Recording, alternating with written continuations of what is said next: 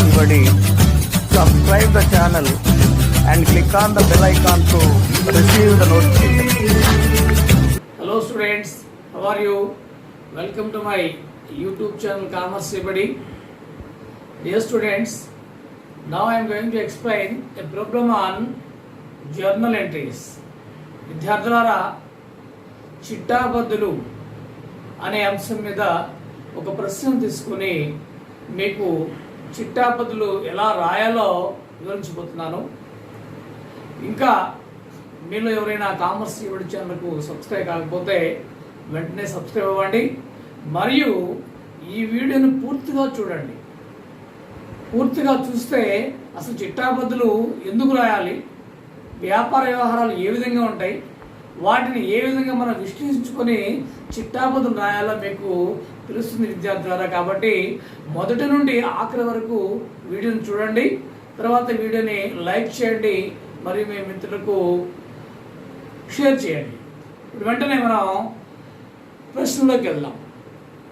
ఇక్కడ చిట్టాబద్దులు అనే అంశం మీద లాస్ట్ క్లాస్లో మీకు ఒక నమూనా ప్రశ్న తీసుకొచ్చి చెప్పడం జరిగింది. ఇప్పుడు మరికొన్ని వ్యాపార వ్యవహారాలు తీసుకొని వాటిని ఏ విధంగా మనం విశ్లేషించుకోవాలి, ఇచ్చిన వ్యాపార వ్యవహారంలో ఖాతాలు ఏ విధంగా ఉంటాయి, ఏ ఖాతాలు ఉంటాయి, దాన్ని డెబిట్ చేయాలా లేదా క్రెడిట్ చేయాలా అనే విషయాలను మీకు వివరిస్తూ ఆయా అంశాలకు లేదా ఆయా వ్యాపార వ్యవహారాలకు చిట్టాబద్దులు ఎలా రాయాలో చెప్తాను విద్యార్థులారా. Dear students, now we'll see about the journal entries. How to pass journal entries to the given transaction. What are the accounts involved in the business transaction? Which account is to be debit and which account is to be credit? We'll see. Here we have some transactions like cash bought into business. వ్యాపారంలోనికి తెచ్చిన నగదు. వ్యాపారంలోనికి తెచ్చిన నగదు అనేది మన మొదటి transaction విద్యార్థులారా. వ్యాపారంలోకి నగదు ఇవ్వడం అంటే ఇక్కడ రెండు వ్యవహారాలు ఉంటాయి. ఈ యొక్క ట్రాన్సాక్షన్లో రెండు అంశాలు ఉంటాయి. ఒకటి నగదు మరియు మూలధనము. Students, when cash bought into business in the transaction we have two accounts. Two accounts are affected in the transaction. One is cash account, another is capital account. When cash is coming to the business, it should be debit as per the real account. విద్యార్థులారా, వ్యాపార సంస్థలోనికి నగదు వస్తే వాస్తవిక ఖాతా ప్రకారం దాన్ని debit చేయాలి. Always capital is credit. అన్ని సందర్భాల్లో మూలధనం అనేది క్రెడిట్ చేయాలి. కాబట్టి వ్యాపార సంస్థలు తెచ్చిన మూలధనానికి చిట్టాబద్దు నగదు ఖాతా డెటార్ టు మూలధనం ఖాతా. Cash account data to capital account is the entry for the given transaction of cash bought into business. వ్యాపార సంస్థ తెచ్చిన నగదుకి చిట్టాబద్దు. See here we have 5 columns in journal. విద్యార్థులారా, చిట్టాలో 5 వస్తువులు ఉంటాయని ఆల్రెడీ మీకు చెప్పాను. అందులో ఒకటి డేట్ తేదీ, 2 పర్టికులర్స్ వివరాలు, 3 LF ఆవర్చప్పుడు సంఖ్య, 4 డెబిట్ మొత్తము, 5 క్రెడిట్ మొత్తము. ఈ డేట్ కాలంలో ముందుగా ఇచ్చిన వ్యాపార వ్యవహారం సంబంధించిన సంవత్సరం పైన వస్తువులు రాయాలి, తర్వాత వస్తువులో నెల, ఆ తర్వాత తేదీ రాయాలి కదా. కాబట్టి మొదటి transaction entry cash account data to capital account. ఈ చిట్టాబద్దు రాసిన తర్వాత మనం నరేషన్ రాయాలి, క్లుప్త వివరణ. ఆ పద్దు ఎందుకు రాసామో తెలియజేస్తూ వివరణ రాస్తాం, దాన్ని నరేషన్ అంటాం. See here narration being capital bought into the business. వ్యాపార సంస్థలోనికి లేదా వ్యాపారానికి నగదు తెచ్చినందున మరి అమౌంట్ ఎలా రాయాలి? ఈ ఎల్ఎఫ్ కాలం మనం ఏమి రాయం. ఇక్కడ ఎల్ఎఫ్ అనేది లెడ్జర్ అకౌంట్ తయారు చేసేటప్పుడు ఏ పేజీలో అయితే దీన్ని లెడ్జర్ తయారు చేస్తున్నామో ఆ పేజ్ నెంబర్ ఇక్కడ రాస్తాం. ప్రస్తుతానికి అయితే ఇక్కడ ఏం రాయం, వదిలేయండి. తర్వాత డెబిట్ క్రెడిట్ కాలమ్స్ ఉన్నాయి కదా. ఏ అకౌంట్ అయితే డెబిట్ చేసామో దానికి ఎదురుగా డెబిట్లో అమౌంట్ రాయాలి. ఏ అకౌంట్ అయితే క్రియేట్ చేసాం దానికి ఎదురుగా క్రెడిట్ అమౌంట్ రాయాలి. సి క్యాష్ అకౌంట్ డెటార్ అన్న ఈ డెటార్ ఎదురుగా డెబిట్లో 5 lakhs రాసాం. తర్వాత 2 క్యాపిటల్ అకౌంట్ అన్న దీని ఎదురుగా క్రెడిట్లో 5 lakhs రాసాం. వ్యాపార సంస్థలు నగదు తెచ్చారు 5 లక్షల రూపాయలు, కాబట్టి నగదు ఎదురుగా డెబిట్లో 5 లక్షలు, మూలధనం ఎదురుగా క్రెడిట్లో 5 లక్షలు రాశాను. సో ఈ విధంగా ఇచ్చిన వ్యాపార వ్యవహారాలను అనలైజ్ చేసుకొని దానికి చిట్టా బదులు విద్యార్థులరా. Now on second, cash paid into bank. బ్యాంకులో వేసిన నగదు, బ్యాంకులో డిపాజిట్ చేసిన నగదు. In this transaction two accounts are affecting. One is bank account, another is cash account. విద్యార్థులారా, ఈ చిట్టాబద్దులో రెండు ఖాతాలు ప్రభావితమవుతున్నాయి. ఒకటి బ్యాంక్ ఖాతా, రెండు నగదు ఖాతా. నగదు వాస్తవిక ఖాతా సంబంధించింది, బ్యాంకు వ్యక్తిగత ఖాతా సంబంధించింది. As per personal account, debit the receiver. బ్యాంకులో వేస్తున్నాము అంటే బ్యాంకులు ప్రయోజనం పొందుతున్నారు. So bank account is to be debit. Then cash account is real account. As per the real account, what goes out is credit. విద్యార్థులారా, బ్యాంక్ ఒక వ్యక్తి కాబట్టి, బ్యాంకర్ ఒక వ్యక్తి కాబట్టి ప్రయోజనం ముందే బ్యాంక్ ఖాతా డెబిట్ చేయాలి. నగదు వాస్తవిక ఖాతా అంశం కాబట్టి వ్యాపార సంస్థ నుంచి నగదు బయటికి పోయేటప్పుడు ఆ పోయే నగదు క్రియేట్ చేయాలి. సో చిట్టాబద్దు చూడండి, బ్యాంక్ ఖాతా డెటార్ టు నగదు ఖాతా, బ్యాంక్ ఖాతా డెటార్ టు నగదు ఖాతా చిట్టాబద్దు అవుతుంది. ఇక్కడ సెకండ్ ట్రాన్సాక్షన్ వల్ల ఇయర్ రాయాల్సి పర్లేదు. So same year 2020, same month June కాబట్టి డిటో. తర్వాత ట్రాన్సాక్షన్ డేట్ 2. బ్యాంక్ అకౌంట్ డేటా డెబిట్లో 1,00,000 రూపాయలు, టు క్యాష్ అకౌంట్ క్రెడిట్ 1,00,000 రూపాయలు. ఈ విధంగా చిట్టాబద్దు రాసి వాటికి సంబంధించిన అమౌంట్ డెబిట్ మరియు క్రెడిట్ రాయాలి. Next and third, purchase goods from Kamal. Purchase goods from Kamal. This transaction is a credit transaction.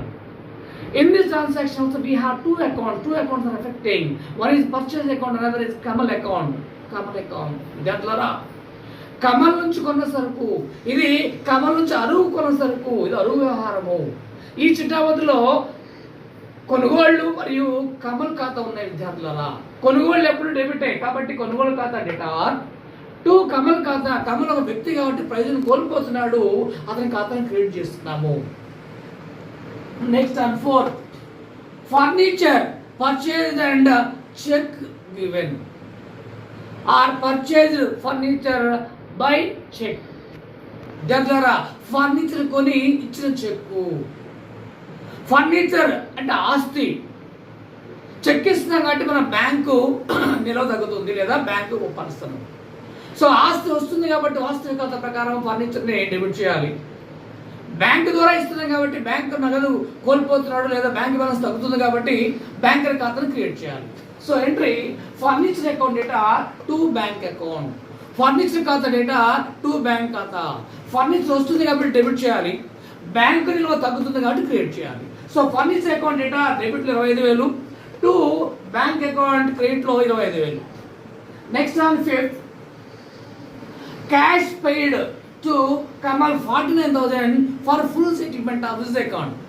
విద్యార్థులారా, ఇక్కడ చూడండి, 3వ తారీఖున కమల్ నుంచి 50,000 రూపాయల సరుకు కొన్నాం మనం, అతనికి 50,000 ఇవ్వాలి. అందుకు గాను పూర్తి పరిష్కారంగా 49,000 ఇస్తున్నాం. 49,000 ఇస్తున్నాం కాబట్టి we are giving cash means Kamal is the receiver. So Kamal account is to be debit with 50,000, the total amount payable to him. And to cash account, we are crediting to cash account with 49,000 what we are paying actually. And to discount received account, this is the difference between the amount payable and paid. దానిద్వారా కమల్కు పూర్తి పరిష్కారంగా 49,000 రూపాయలు ఇస్తున్నాము. కాబట్టి కమల్ ఖాతాను 50,000 రూపాయలతో debit చేసి నగదు ఖాతా టు నగదు ఖాతా 49,000, టు వచ్చిన డిస్కౌంట్ ఖాతా 1,000 రూపాయలు. సో ఈ విధంగా కమలకి పూర్తి పరిష్కారంగా నగదు చెల్లించినందుకు మరియు మనకు డిస్కౌంట్ వచ్చిన చిట్టా రాయాలి. ఆ తర్వాత cash received from Ramesh 9,800 and discount allowed to him 200. విద్యార్థులారా, 6వ తారీఖున రమేష్ నుండి వచ్చిన నగదు 9,800, ఇచ్చిన డిస్కౌంట్ లేదా అనుమతించిన డిస్కౌంట్ 200 రూపాయలు. So we are receiving cash means cash account is to be debit, and we are allowing discount means it is an expenditure. Nominal account, as per nominal account all expenses to be debit. So discount allowed account debit chestamu. And here cash paid by Mr. Ramesh. So he is the giver, he is the payer. That's why his account is to be credit. Datlara Ramesh నగదు ఇస్తున్నాం కాబట్టి అతని ఖాతాను create చేస్తాము. Discount ఇస్తున్నాం కాబట్టి ఖర్చు debit చేస్తాము. నగదు వస్తుంది కాబట్టి వాస్తవిక ఖాతా ప్రకారం దాన్ని డెబిట్ చేస్తాము. సో చిట్టా చూడండి, నగదు ఖాతా డేటా 9,800, ఇచ్చిన డిస్కౌంట్ ఖాతా డేటా 200, టు రమేష్ ఖాతా 10,000 రూపాయలు విద్యార్థులారా. తర్వాత 8వ తారీఖున బ్యాంకు నుండి సొంతానికి వాడుకున్న నగదు, cash withdrawn from bank for personal use. విద్యార్థులారా, నగదును సొంతానికి వాడుకుంటున్నాడు, బ్యాంకు నుండి సొంతానికి తీసుకున్నాడు నగదును. సో ఇది సొంత వాడకాలు. When the proprietor of the business used any money or withdrawn any money for his personal purpose, it is to be treated as drawings. So always drawings to be debit. So entry drawings account data to bank account. సొంత వాడకల ఖాతా data to bank ఖాతా విద్యార్థులారా. సొంత వాడకలు ఎప్పుడు డెబిటే. నగదు ఆడుకుంటేనేమో two నగదు ఖాతా అంటాము, చెక్కు ద్వారా తీసుకుంటేనేమో టూ బ్యాంక్ ఖాతా అంటాము. Next on 8th rent paid through cheque or cheque given for rent. Cheque ద్వారా చెల్లించిన అద్దె విద్యార్థులారా, చెక్కు ద్వారా చెల్లించిన అద్దె అనేది ఖర్చు. అద్దె ఖర్చు కాబట్టి అద్దె ఖాతాను మనం డెబిట్ చేయాలి. అద్దెను నగదు రూపంలో చెల్లిస్తే నగదు ఖాతాను క్రియేట్ చేయాలి, లేదా అద్దెను చెక్కు ద్వారా చెల్లిస్తే బ్యాంక్ ఖాతాను క్రియేట్ చేయాలి.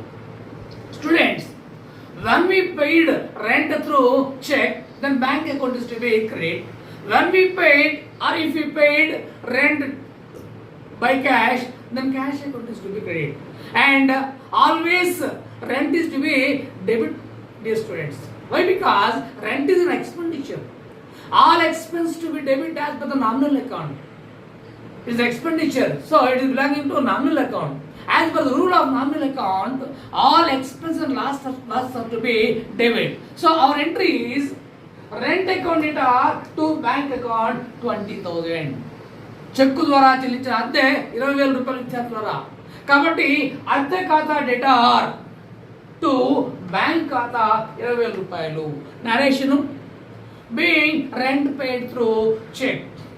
ఇవి మనకి ఇచ్చిన ఈ 8 రకాల వ్యాపార వ్యవహారాలకు సంబంధించిన చిట్టా పద్ధతులు.